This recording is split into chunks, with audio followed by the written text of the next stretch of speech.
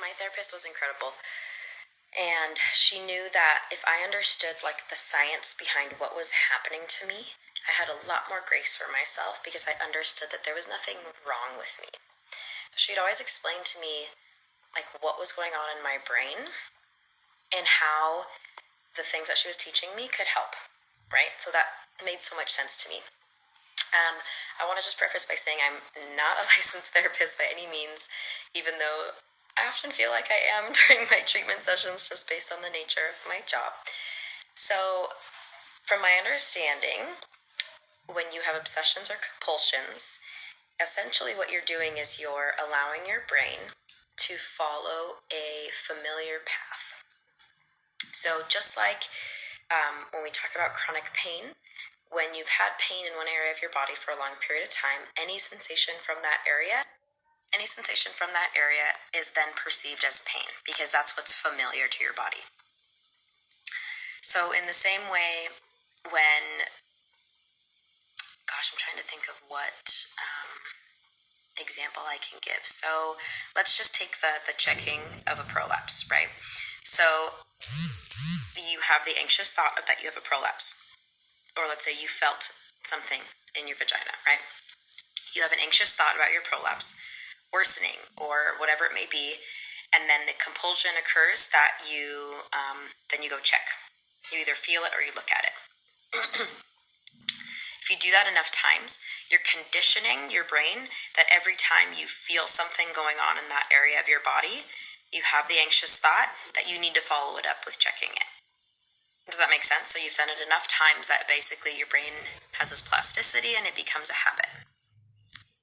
Most people, normal people who don't have OCD, can manage that relationship with these, feeling the prolapse, having an anxious thought, checking. They're able to stop that cycle at some point. People who have OCD are unable to because of some chemistry going on in the brain. Okay, there's nothing wrong with you. There's something going on in your brain. What my therapist taught me is that if you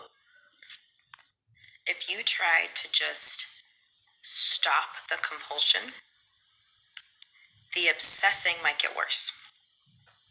So because you've not allowed yourself that relief of checking and completing the obsession or the compulsion, your brain's going to perseverate on that. So instead of trying to just stop completely, you can try to limit yourself in your day. So if you limit yourself during the day, you could be like, okay, I just checked, so I'm not going to check again for another hour or 2 hours, or if you can go longer than that, go longer than that. That way you're still giving your brain the satisfaction of completing your compulsion, but you're reducing the frequency.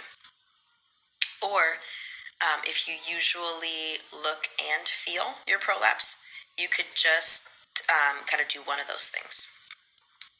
So you have the sensation, you start the anxious thought, you want to go look and feel, you say, okay, I'm just gonna look, I'm not gonna touch, or I'm only gonna touch and I'm not gonna look, and you start not letting the compulsion complete all the way.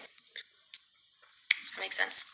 So I'm sure there's other strategies. That was the one that my therapist taught me that I found pretty helpful. If you have other strategies that have really helped your OCD,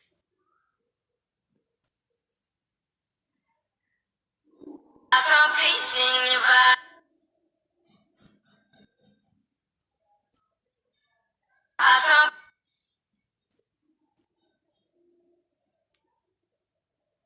I found peace in your vibes. Can't show me there's no point in trying. I'm at one, and I found peace in your.